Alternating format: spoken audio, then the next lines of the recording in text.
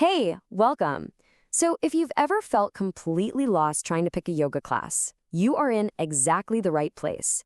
We are about to create your personal guide to finding the perfect style for you. You know that feeling, right? You look at a yoga schedule and it's just a wall of words. Vinyasa, Ashtanga, Hatha, Yin. What do they all even mean? And more importantly, which one is right for you? It's a super common feeling, but don't worry. We're going to make this incredibly simple. So here's our game plan. First, we'll navigate what I call the yoga maze. Then we'll build your personal compass to guide you. From there, we'll map out the main styles, explore this really cool concept of a natural versus a balancing practice, and finally, pinpoint your very first step. By the end of this, I promise you're going to have total clarity. All right, first up, let's step into the yoga maze.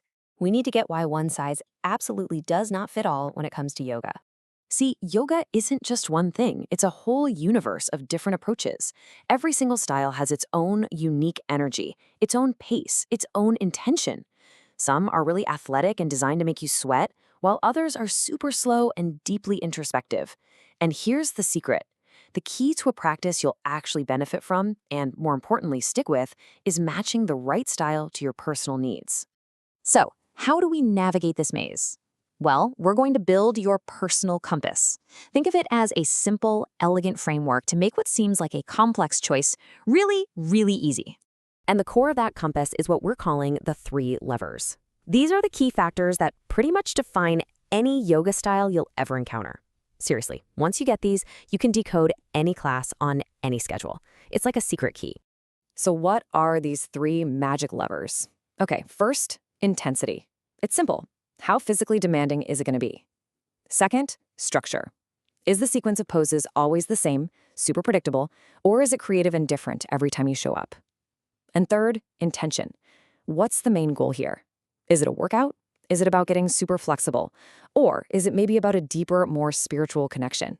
It's amazing how these three simple questions can just cut through all the noise and confusion. All right, you've got your compass in hand, so let's put it to work. It's time for mapping the main styles. Okay, this table gives us such a great bird's eye view. Look over on the left, you see Ashtanga. High energy, a totally fixed sequence, amazing for building discipline and strength. Now, contrast that with Vinyasa. Still pretty high energy, but it's all about a creative flow, which is perfect if you love variety. Hatha is kind of your medium energy foundational practice. It's ideal for beginners. And then, way down on the quiet end, you've got Yin for that deep flexibility and release, and restorative for just pure, supported relaxation. Right away, you can probably start to feel where you might naturally lean, can't you? Let's zoom in on those high-energy styles for a sec. Ashtanga is strong and super structured. You do the exact same series of poses every time, which is incredible for tracking your progress. Vinyasa, on the other hand, is dynamic and creative. It's all about linking your breath to a unique sequence that literally changes every single class. You know, the best way to think about it is this. Ashtanga is like a beautiful classical composition, and Vinyasa is more like jazz improvisation. Now, this is a really key distinction that a lot of people miss. Yin yoga is all about applying gentle, long-held stress to your deep, connective tissues, like your ligaments and fascia, to increase flexibility. Restorative yoga, however, is about total, complete relaxation for your nervous system.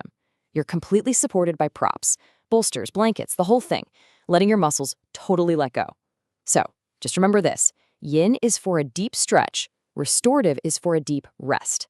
Huge difference. Okay, so we've mapped the styles, but now we're going to go a level deeper. Should you choose a practice that's a natural fit or one that helps balance you out? Yeah, this is all about what you love versus what you might actually need. And that leads us right to this really essential question. Should your yoga practice match your personality or should it help to balance it? Think about it. If you're a high-energy, go kind of person, do you do more high-energy yoga to feed that? Or do you choose a calming practice to find a little bit of equilibrium? And here we have two brilliant ways to look at it. A natural match is the style you'll probably enjoy the most right off the bat because it just fits your current mood. But a balancing recommendation, well, that's the style that helps regulate your whole system. It offers what you might be lacking. So that same high-energy person, they might actually need a calming, restorative practice to avoid total burnout. You know, a truly sustainable, long-term practice probably has a little bit of both. Whew, we've covered a lot. So let's bring it all home and talk about your first step, how you can start this journey with real, genuine confidence. Okay, let's just quickly run through a few common mistakes to avoid. Number one, don't pick a style that's way too intense for where you are today. And please don't let your ego stop you from using props. They're your best friends.